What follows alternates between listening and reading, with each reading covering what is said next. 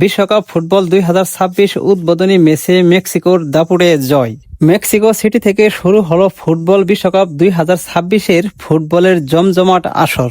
উদ্বোধনী ম্যাচে স্বাগতিক মেক্সিকো 2-0 গোলের ব্যবধানে দক্ষিণ আফ্রিকাকে পরাজিত করে শুভ সূচনা করেছে। খেলা শুরু থেকেই মেক্সিকো আক্রমণাত্মক ফুটবল উপহার দেয়। ম্যাচের 9 মিনিটে জুলিয়ান কিনিওনেস বিশ্বকাপের প্রথম গোলটি করে দলকে এগিয়ে নেন।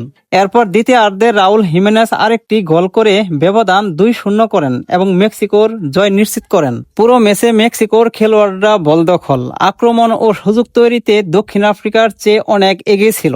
বিশেষ করে জুলিয়ান কিনিওনেস, রাউল হিমেনেস ও এরিক লিরার পারফরম্যান্স দর্শকদের নজর কেড়েছে।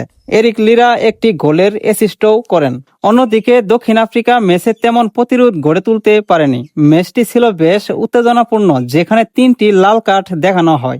2 জন দক্ষিণ আফ্রিকার এবং 1 জন মেক্সিকোর খেলোয়াড় লাল কার্ড দেখে মাঠ ছাড়েন।